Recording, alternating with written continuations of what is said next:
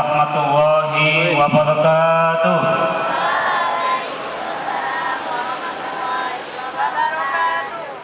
Alhamdulillah, alhamdulillahi rabbil alamin. Wa bihi nasta'inu ala umuri dunya waddin. Wassalatu wassalamu ala asrafil anbiya'i wal mursalin wa ala alihi wa sahbihi ajmain, amma ba'du.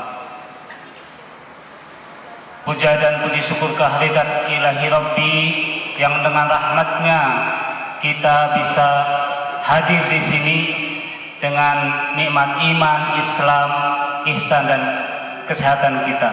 Amin amin ya rabbal alamin. Salawat beriring salam kita sajikan kepada junjungan Nabi besar Muhammad sallallahu alaihi wasallam. Semoga kita selaku umatnya terus meningkatkan apa-apa yang diajarkan Nabi, dan juga kita mengharap semuanya syafaat dari Allah Subhanahu wa taala. Amin amin ya rabbal alamin. Yang kami hormati PLH Yayasan Pengembangan Sumber Daya Insani Ustadz Riyadiansyah SE, yang kami hormati dari kantor Kementerian Agama atau yang mewakili yang sudah hadir di sini, yang kami hormati perwakilan dari Dan Ramil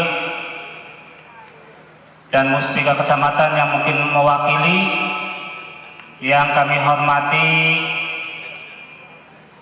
asatidz dan yang kami muliakan wali santri yang sudah hadir ataupun alumni pesantren yang sudah hadir di sini, dan yang kami banggakan anak-anakku sekalian, santriwan dan santriwati pesantren Terpadu Nurul Islam. Perlu diingat kembali pada hari ini milad pesantren yang ke-22, untuk supaya kita semua santri dan santriwati berbangga diri. Adanya kita di sini adalah karena Allah Subhanahu wa taala yang telah menunjukkan jalannya sampai di pesantren Terpadu Islam untuk belajar menuntut ilmu, yang tentunya dengan filsafat amlang. Semuanya kita berawal dari tidak tahu. Untuk ini, karena dasar kita belum tahu atau tidak tahu, maka kita dituntut untuk belajar.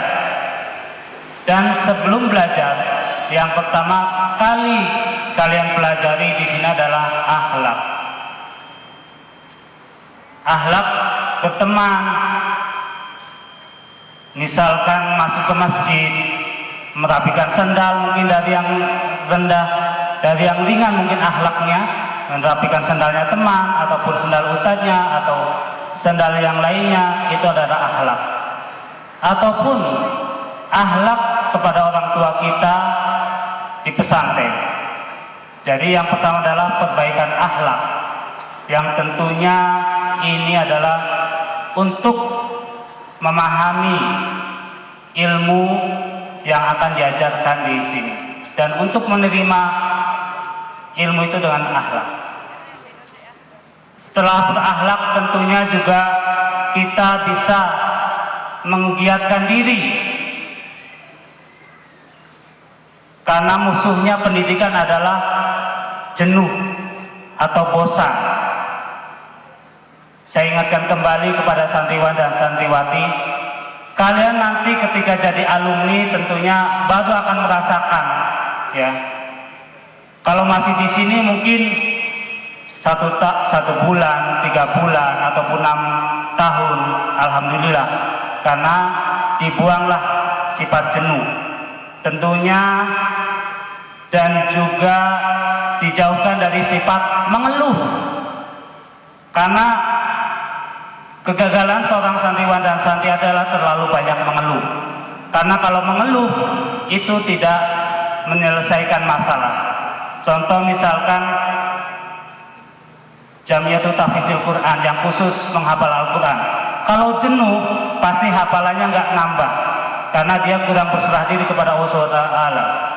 Jadi kalaupun ataupun yang sekolah, kalau dia jenuh pasti dia juga akan terhalang kesuksesannya. Karena kalau kita jenuh kita akan cepat putus asa. Tetapi kalau kita semangat, tidak ada mengeluh, kita pasti mencari jalan alternatif bagaimana kita sukses di pesantren ini. Bagaimana kita menghafal yang begitu banyak Al-Quran, hadis dan lain-lain, itu mencari solusi hidup, solusi sukses belajar. Kalau kita cuma diprogramkan dengan yang sesuai kalender pendidikan ataupun kalender pengasuhan, itu kurang. Kita harus betul-betul menambah waktu belajar kita. Misalkan waktu belajar kita adalah ketika malam sampai jam 10. Sementara matematik sudah selesai, tetapi hafalan belum.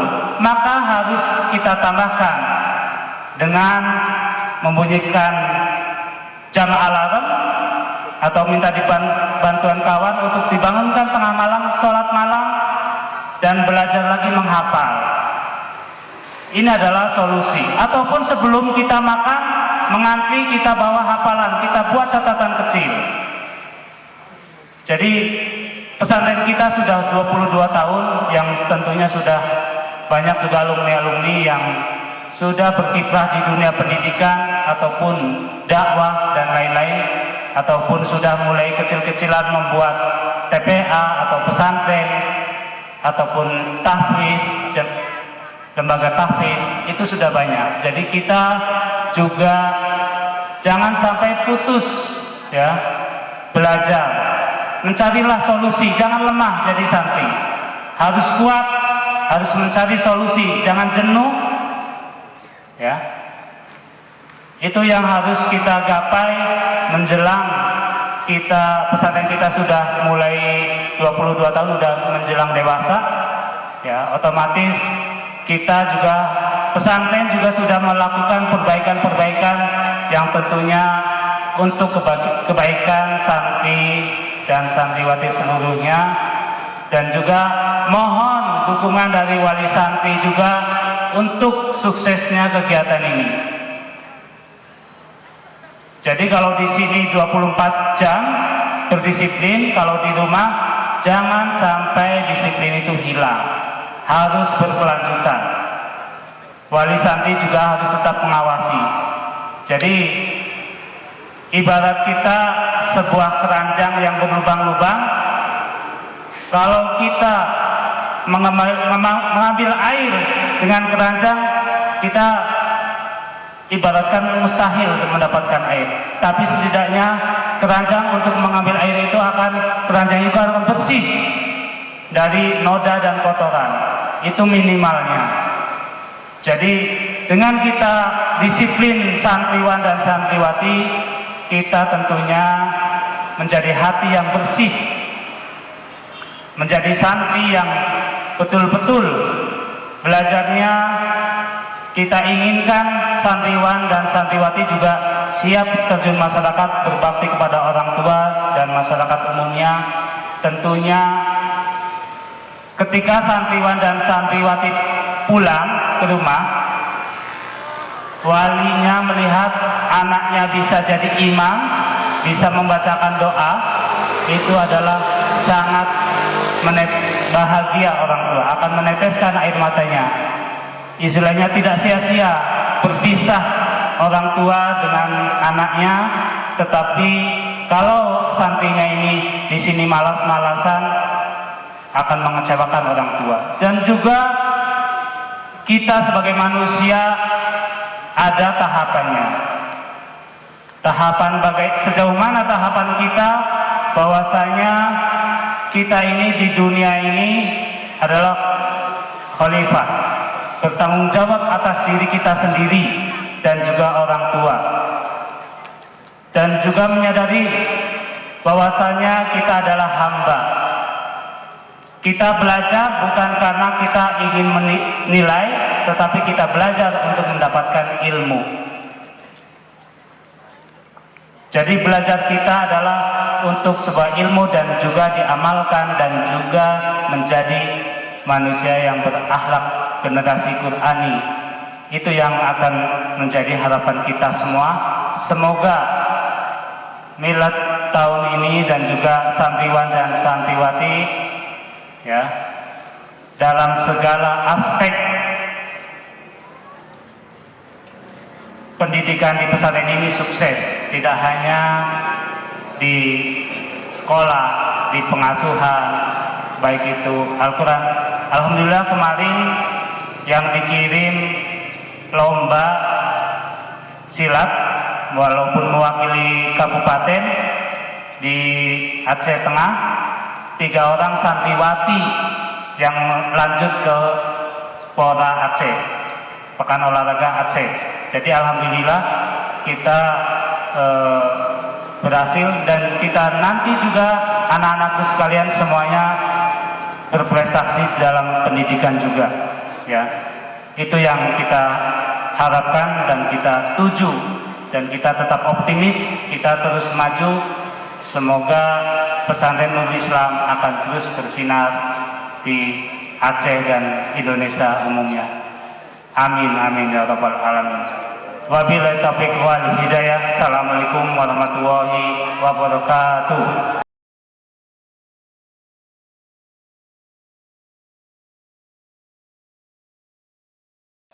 Bismillahirrahmanirrahim. Assalamualaikum warahmatullahi wabarakatuh.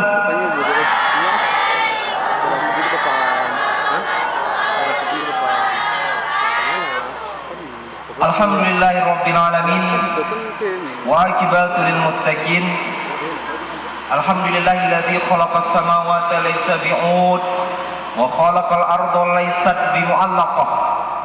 Wa huwa alladzi qad a'tal makhluq bi ni'amihi wa rahmatihi. Asyhadu an la ilaha illallah wa asyhadu anna Muhammadan abduhu wa rasuluhu alladzi la nabiyyal ba'da. Allahumma shalli ala sayyidina Muhammad. Allahumma shalli ala sayyidina Muhammad. Allahumma shalli ala sayyidina Muhammad wa ala alihi wa ashabihi wa zuriyatihi wa man tabi'ahu bil ihsan ila yaumil qiyamah, amma ba'd. Yang saya hormati Bapak pengurus yayasan,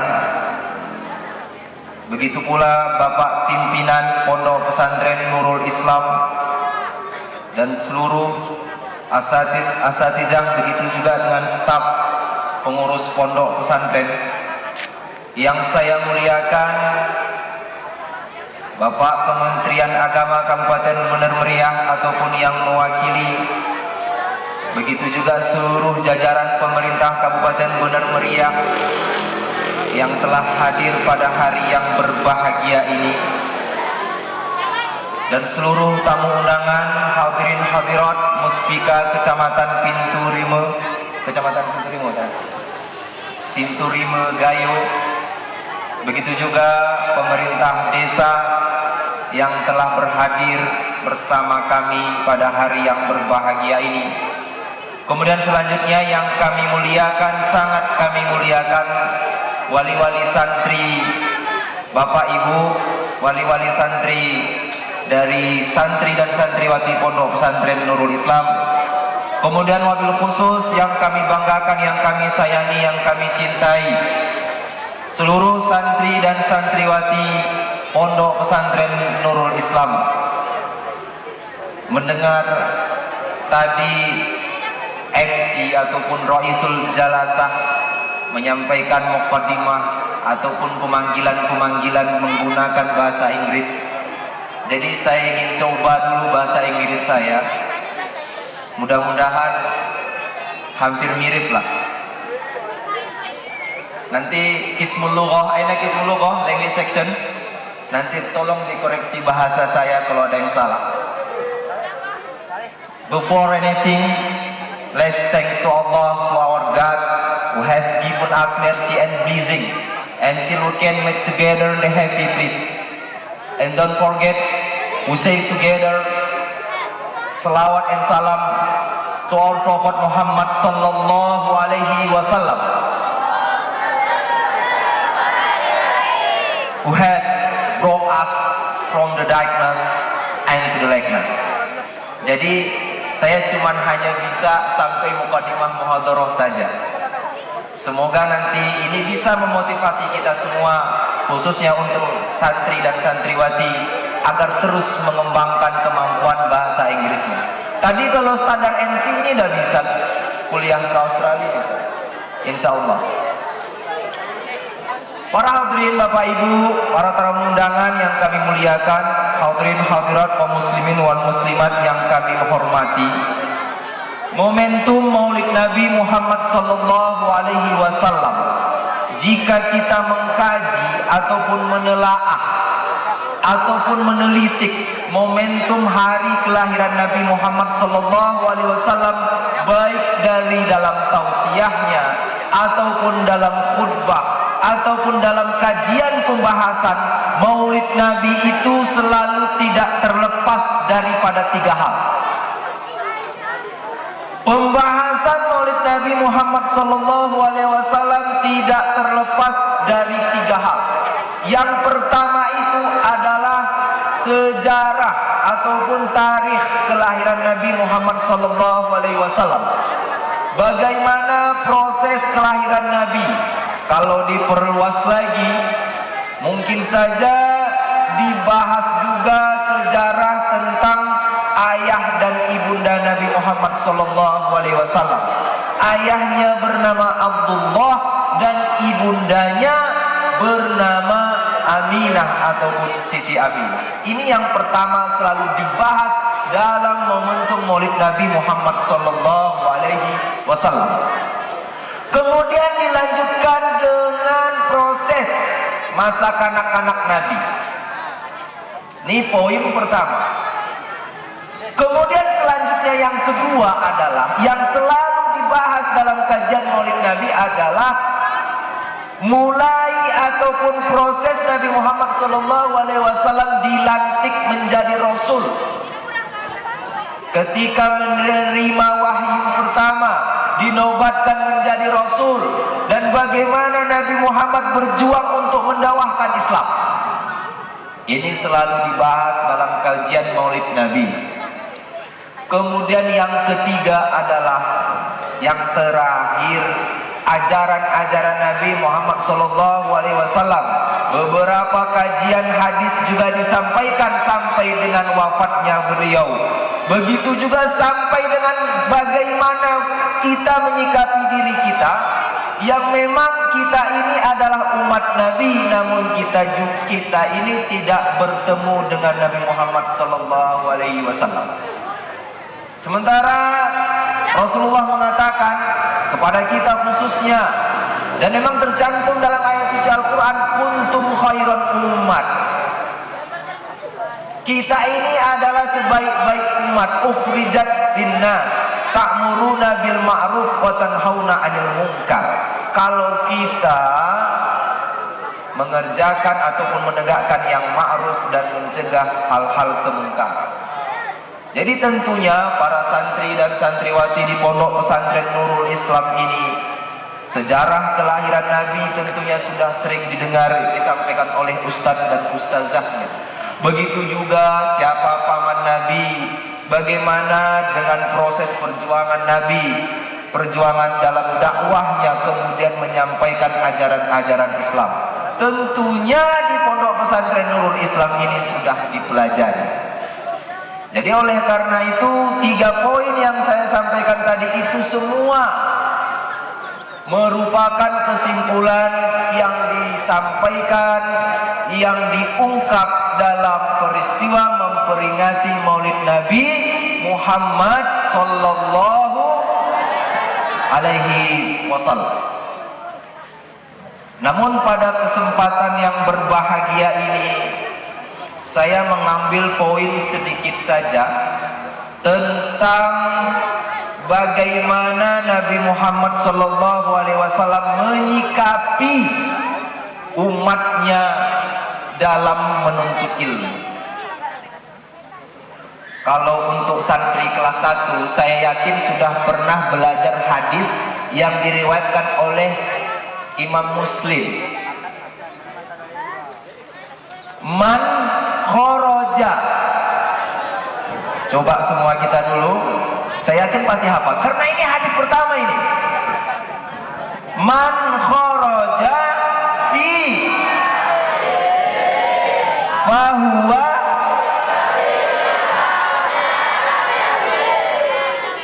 Al-Banat, Wahid, Isdani, Salasa.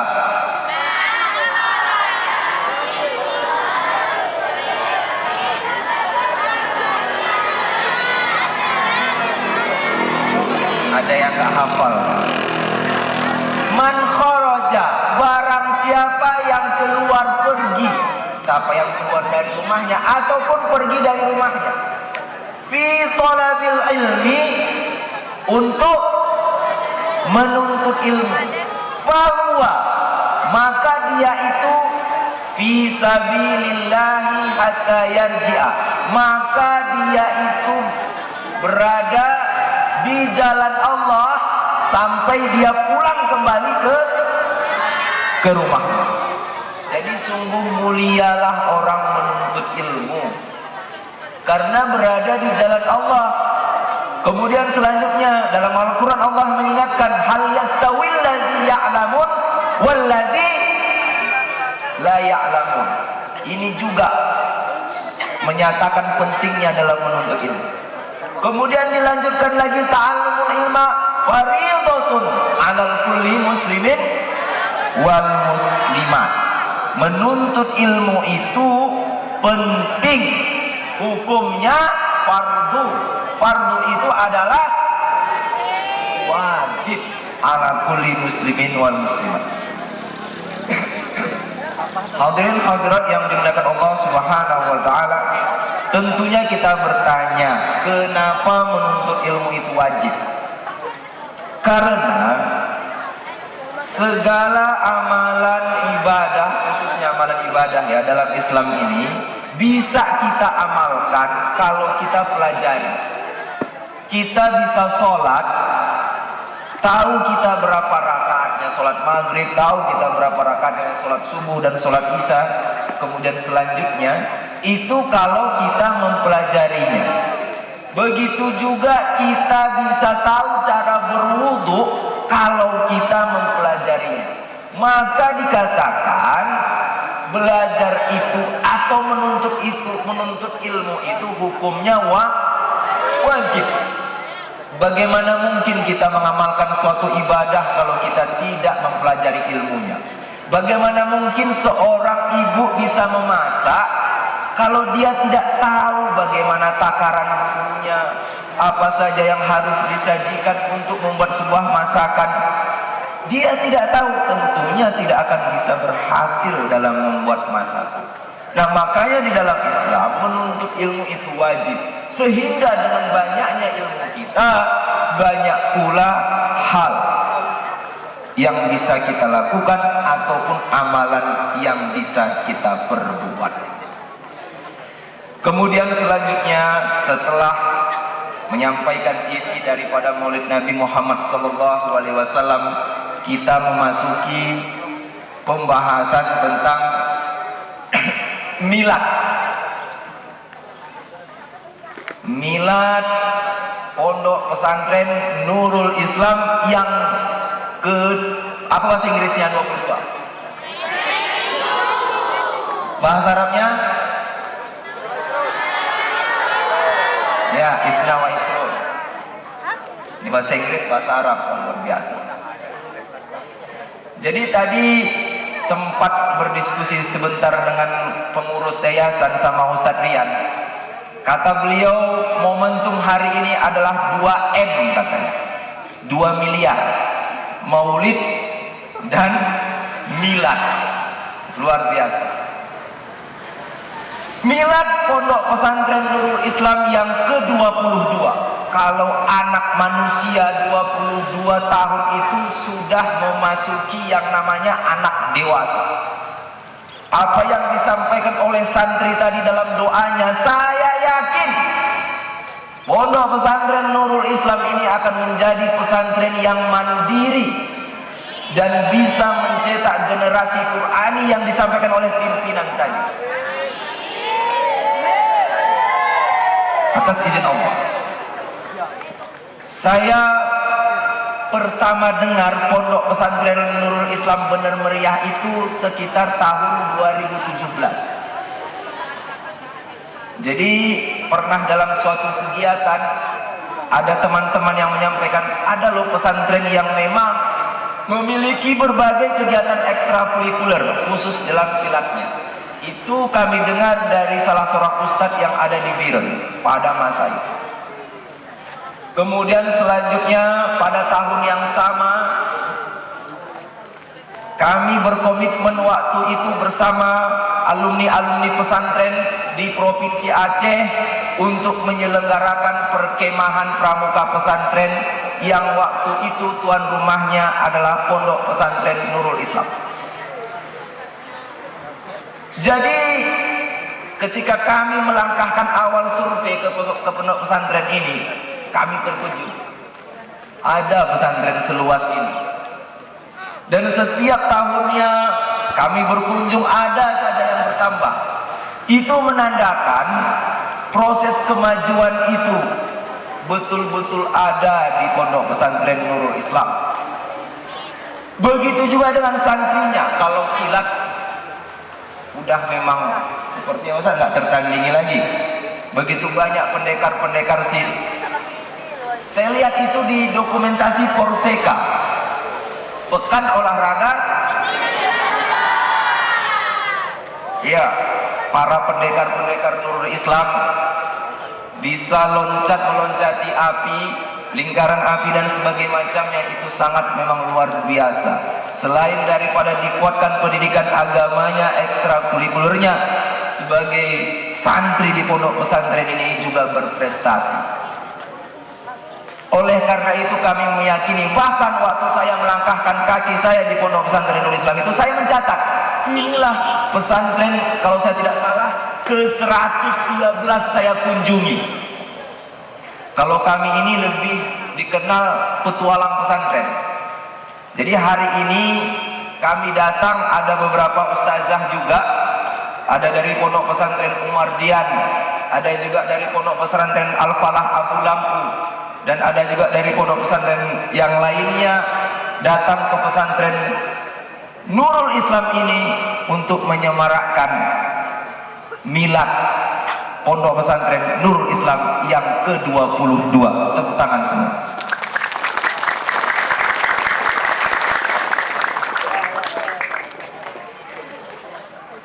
Apa sih yang harus kita pikirkan dalam milad? Tentunya sebagai santri, sebagai santriwati, kita harus mengetahui histori. Apa bahasa Arabnya histori? Tarikh. Harus mengetahui histori perjuangan bagaimana pondok pesantren ini dibangun, bagaimana pondok pesantren ini didirikan. Tentunya saya sudah sangat mengetahui perjuangan pimpinan. Ini sudah usia ke-22 tahun. Tidak mudah membangun pesantren itu. Tapi ada lebih tidak mudah lagi. Tidak mudah menjaga santri dan santriwati itu. Selain daripada membangun, juga meningkatkan kualitas, meningkatkan mutunya. Kemudian bagaimana mengayomi dan menjaga santri di pondok pesantren ini. Ini adalah tugas yang sangat besar. Tapi dengan kemampuan ustadz-ustazahnya, guru-gurunya, keseriusan daripada staf beserta pimpinannya, insya Allah Nurul Islam ini akan menjadi pesantren yang terus berkembang dan maju di masa depan. Amin amin ya rabbal alamin. Hadirin hadirat yang dimuliakan Allah Subhanahu wa taala. Pada kesempatan hari yang berbahagia ini, saya ingin menyampaikan isi hati saya kepada Bapak Ibu wali-wali santri pesantren Nurul Islam. Bapak Ibu, saya pernah mendengar sebuah untaian kata terdiri dari 5 huruf. Kata itu terdiri dari 5 huruf yang memiliki makna yang sangat luar biasa untuk kita pahami sebagai wali santri yang menyekolahkan anak atau menitipkan anak di pondok pesantren. 5 huruf, bukan 5 kata. Nanti 5 huruf itu menjadi 5 kata. Yang pertama, katanya itu adalah titip. Titip anak-anak berapa huruf? T, I, titip. Menitipkan anak di pesantren ini bukan hanya sekedar menitipkan begitu saja ataupun menjadikan pesantren ini sebagai lahan parkir.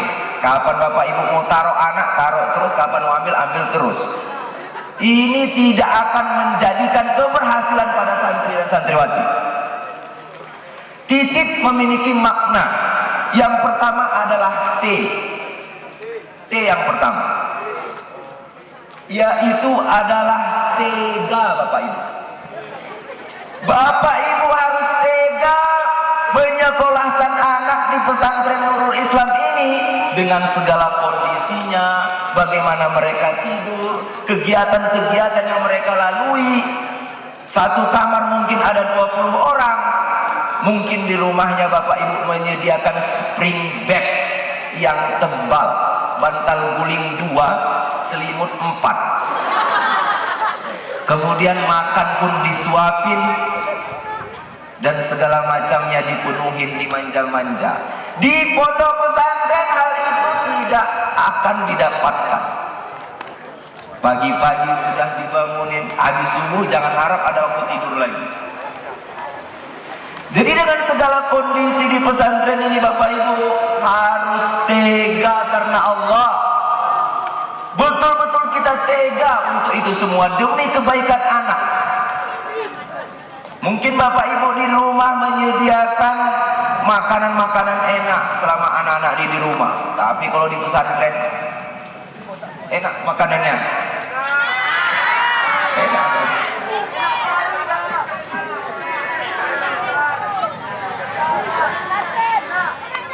Ya. Disyukuri, alhamdulillah.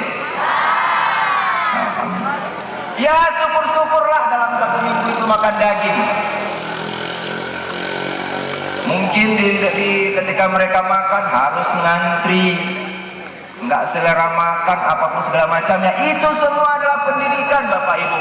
Dengan segala kondisi yang mereka alami, Bapak Ibu harus tega keduanya, tega bapaknya dan tega. Kalau hanya salah satunya ini nggak akan bakalan jadi. Kemudian setelah tega Bapak Ibu, yang kedua harus ikhlas. Ya Allah, ya Tuhanku, kutitipkan anakku di pesantren ini ya Allah. Aku ikhlas. Apapun pendidikan yang diberikan oleh gurunya, program apapun yang diberikan oleh gurunya, apapun yang diajarkan oleh ustadz dan ustazahnya, aku ikhlas ya Allah. Ikhlas bapaknya, ikhlas ibu. Kalau salah satunya saja ikhlas, wah itu aja nanti urusan itu. Baru minggu yang lalu dijenguk, habis itu jenguk lagi. Kalau setiap hari dijenguk, santri tidak akan betah di pesantren. Betul atau betul? Man aksarukum alladzi mudif. Siapa yang paling banyak mudif dalam 1 bulan? Coba tunjuk tangan. Enggak ada yang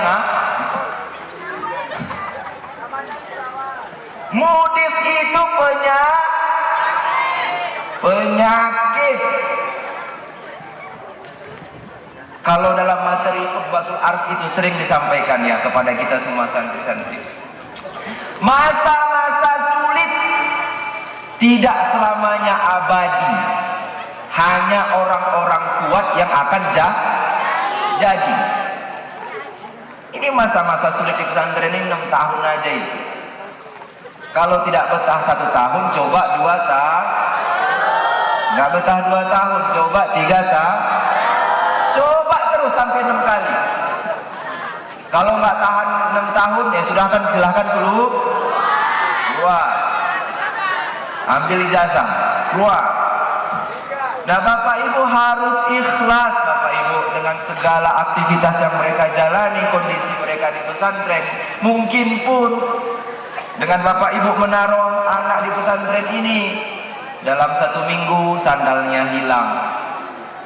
Bukan hilang Bapak Ibu, tapi diambil orang, diambil kawannya. Habis itu dia pun ambil sandal punya kawan, ambil-ambilan, iya atau iya? Nah akhirnya dia mengadu kepada orang tuanya. Mak, sandalku hilang. Gara-gara sandal minta izin pulang selama 2 hari. Inilah yang menjadi masalah. Jadi oleh karena ini, segala sesuatu yang terjadi di pondok pesantren itu hal yang lumrah dalam kehidupan sosial seperti ini. Ada yang sering hilang mikrofahnya, ada yang sering hilang dalunnya. Bukan hilang tapi pecah. Itu aja kerjaan orang tua. Datang orang tua, apamu yang kurang nak? Mak, gayungku pecah, emberku pecah. Kenapa pecah? Disepak. Nah inilah yang terjadi Bapak Ibu. Meskipun demikian ada ustadz, ada ustazahnya, ada pengasuhnya yang akan mengontrol. Bapak Ibu harus ikhlas dengan proses pendidikan yang dialami oleh anak ini. Mungkin pun ada yang namanya dalam ilmu parenting itu Bapak Ibu, ada namanya homesick. Homesick ini adalah proses anak dalam beradaptasi di dunia pondok pesantren. Mungkin selama di rumah dia dimanja-manja, gitu masuk pesantren dia terkejut dengan segala aktivitas yang ada di sini. Nah, dia mengeluh apa segala macamnya. Ini adalah proses Bapak Ibu. Kita harus ikhlas dan harus memahami itu semua. Kemudian yang ketiga adalah setelah tega, setelah ikhlas, masuk yang ketiga adalah tawakal. Bapak Ibu harus bertawakal kepada Allah, berserah diri kepada Allah. Dalam artian tidak ada proses bin salabim anak Bapak Ibu langsung menjadi anak soleh solehah. Tidak ada. Meskipun ada pun katanya pesantren kilat, itu tidak akan ditemukan. Segala sesuatunya butuh proses untuk mendidik, untuk mengayomi, untuk mengasuh anak-anak ini semua. Begitu pula yang harus dipahami dalam tawakal ini, kita berdoa kepada Allah, orang tua berdoa kepada Allah, begitu juga guru-gurunya berdoa agar anak-anak ini bisa berhasil, bisa sukses seperti apa yang dicita-citakan.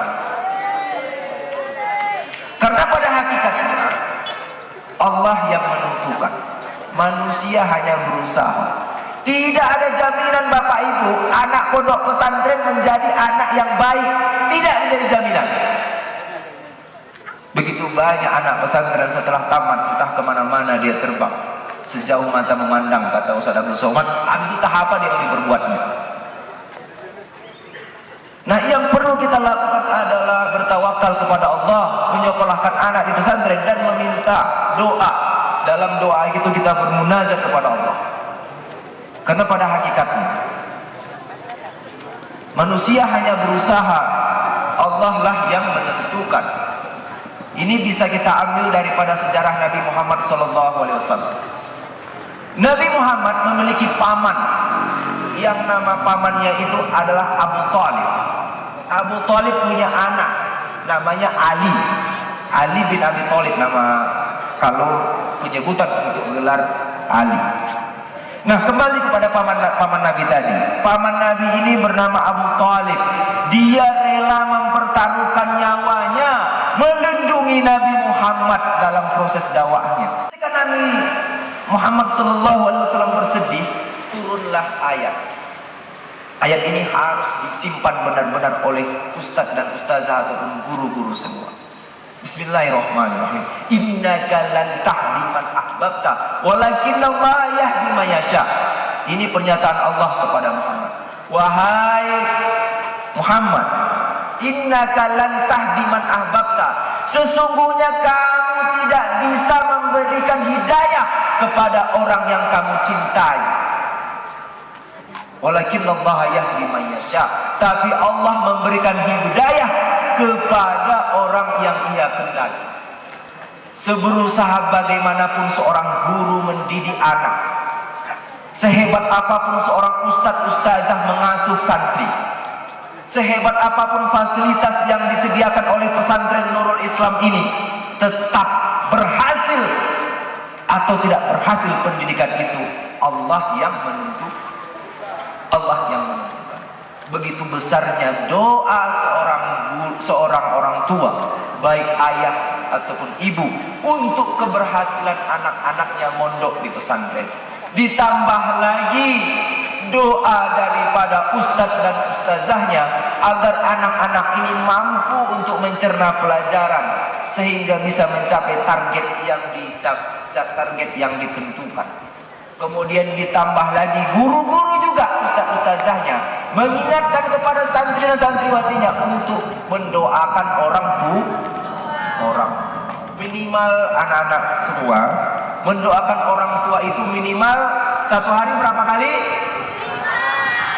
Minimal kita mendoakan ayah kita, ibu kita satu hari 5 itu maksimal berapa? Sebanyak-banyak. Apa yang kita doakan? Ya Allah, ampunkanlah dosa ayahku, ampunkanlah dosa ibuku, berilah selalu mereka dalam berilah kesehatan, jauhkan dari penyakit, mudahkanlah rezeki bapakku ya Allah, mudahkanlah rezeki ibuku, dan mudahkan segala urusan. Jangan cuma cukup dengan Rabbighfirli wa liwalidayya warhamhuma kama rabbayani shaghira. Amin. Itu tidak cukup. Kita ulangi lagi. Pertama tadi meminta kepada Allah untuk pengampunan dosa ayah ibu. Kemudian selanjutnya untuk selalu diberikan dalam kesehatan, jauh dari penyakit. Kemudian yang ketiga dimudahkan rezeki. Kemudian yang keempat dimudahkan segala urusan. Ini wajib diamalkan ya. Berjanji untuk selalu mendoakan orang tua. Siapa yang mau berjanji mendoakan orang tua 5 kali sehari seperti yang saya bilang tadi, tunjuk tangan.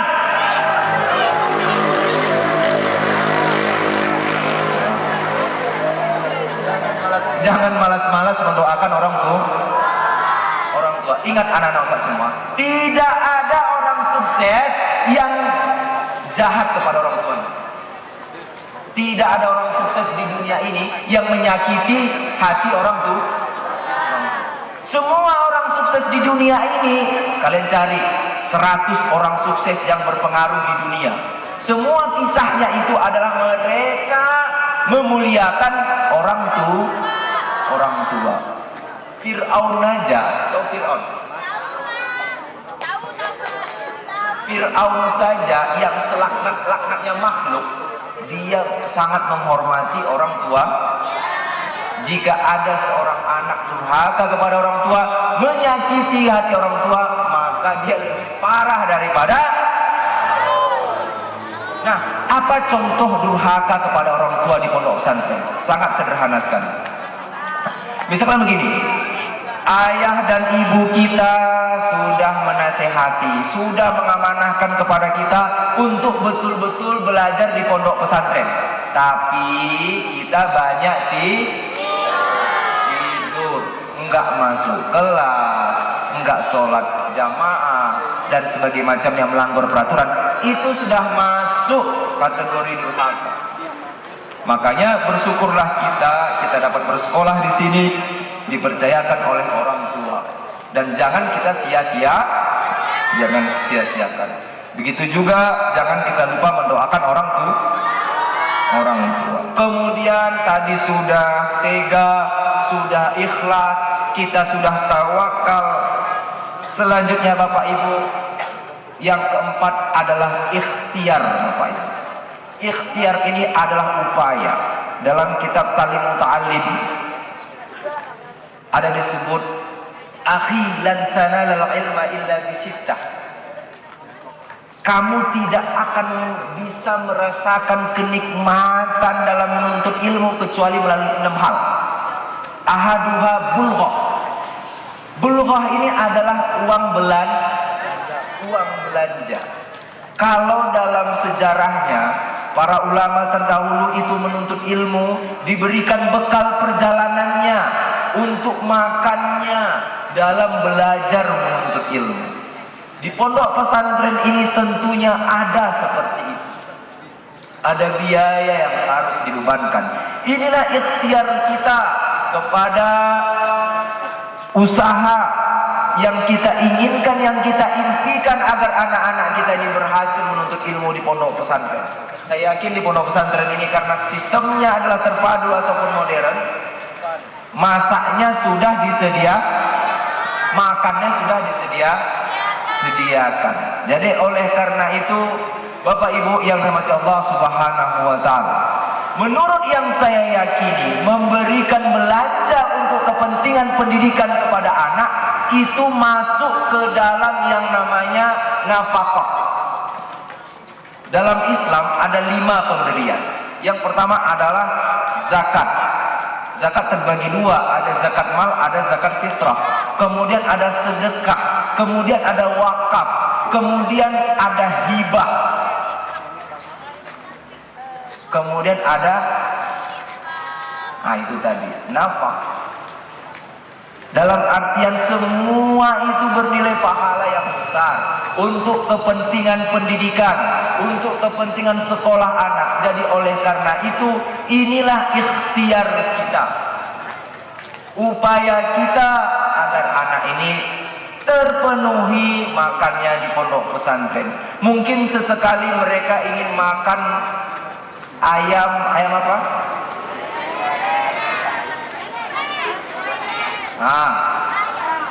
Mungkin sesekali mereka ingin merasakan ayam penyet katanya. Bolehlah sekali dalam 3 bulan. Dalam artian Bapak Ibu, belanja mereka memang harus kita penuhi sebagai ikhtiar kita demi kehidupan mereka di lembaga pondok pesantren. Ada juga pondok pesantren yang memang mewajibkan santri dan santriwati untuk memasak. Tapi di pondok pesantren ini sudah disediakan, sudah dilengkapi dengan fasilitas sehingga orang tua sebagai wali santri hanya memenuhi kebutuhan bagaimana sistem yang sudah diatur oleh pondok pesantren ini. Anak-anak Ustaz semua, saya dulu masuk pesantren, 6 tahun saya di pesantren, tiap pagi itu kerupuk sama sambal. Kalian pagi makan apa? Ya, santri zaman sekarang tidak terlepas daripada tempe, toge, ya, tahu. Bukan misalnya. Itulah yang membuat kita sehat. Nah, selesai.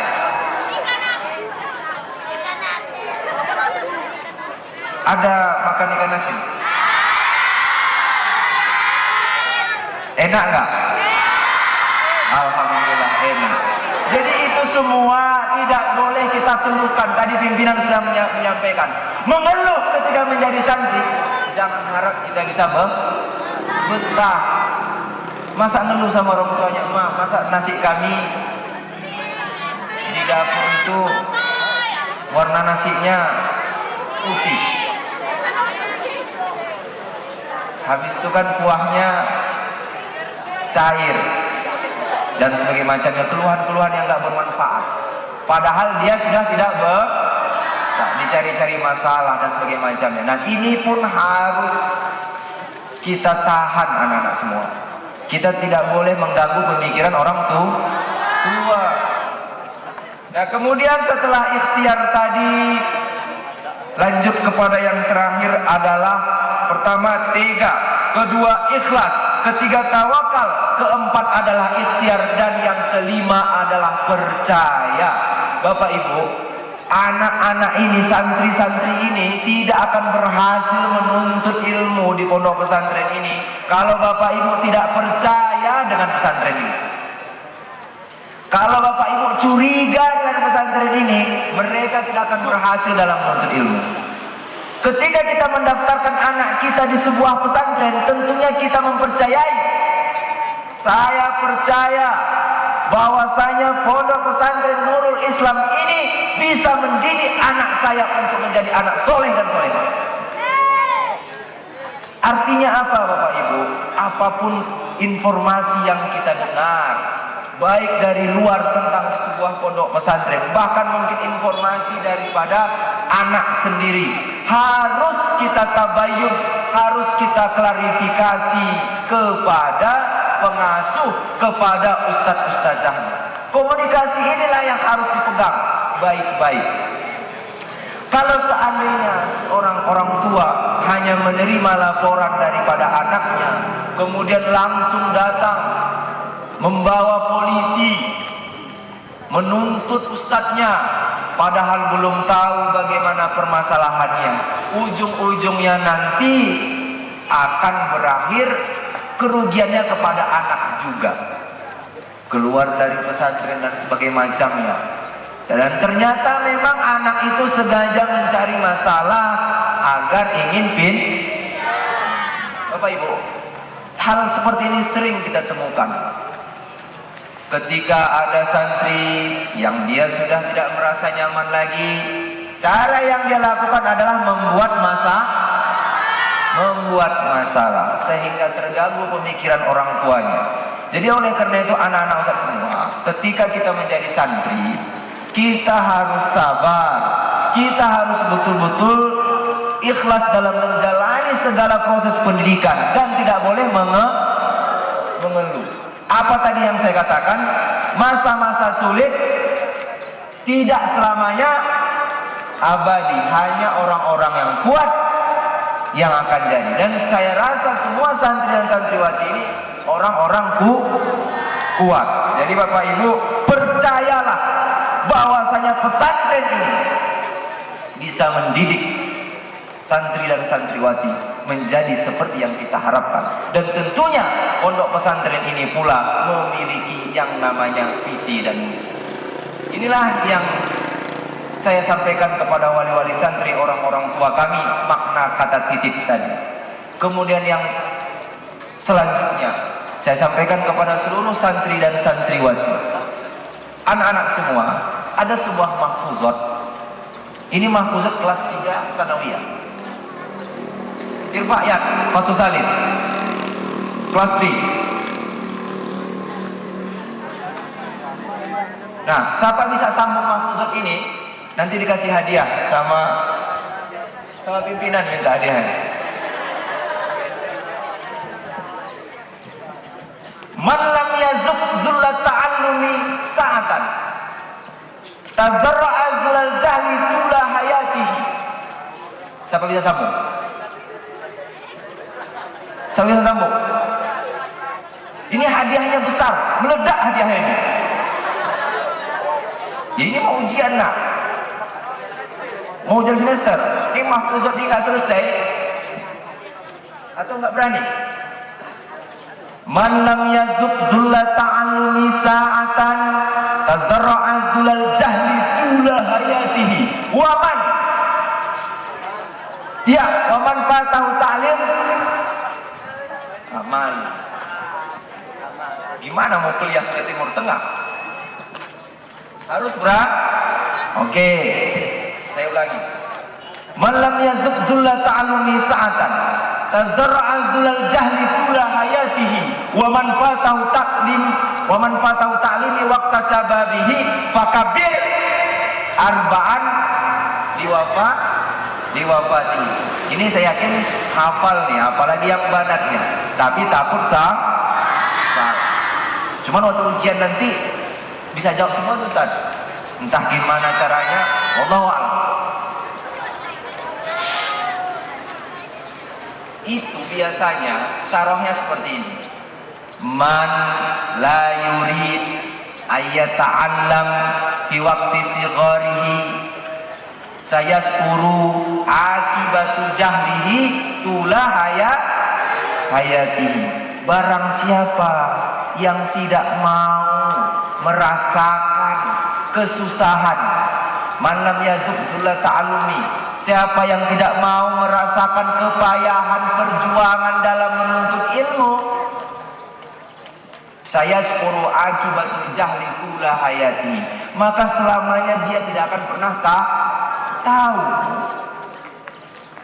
Enggak mau dia belajar atau menutup dirinya, saya nggak bisa belajar matematika, saya maunya hafal Quran sampai mati, nggak akan bisa matematika.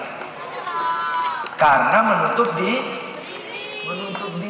Matematika itu gampang nak. 1 tambah 1 2 kali 1 udah selesai. Nah, inilah yang bisa saya sampaikan. Lebih kurang saya mohon maaf. Apapun yang saya sampaikan ini saya niatkan untuk kebaikan kita semua dan untuk menyemarakkan hari kelahiran Nabi Muhammad SAW. Begitu juga dengan milad ke-22 Pondok Pesantren Nurul Islam.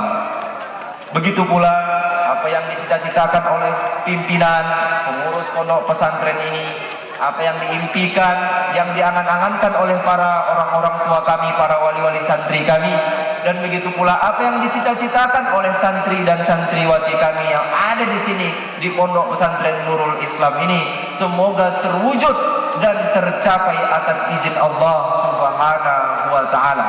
Dan begitu juga kepada seluruh guru, seluruh ustadz dan ustazah, semoga diberikan Allah kesabaran, ketabahan, kekuatan dalam membina, mendidik santri dan santriwati pondok pesantren Nurul Islam.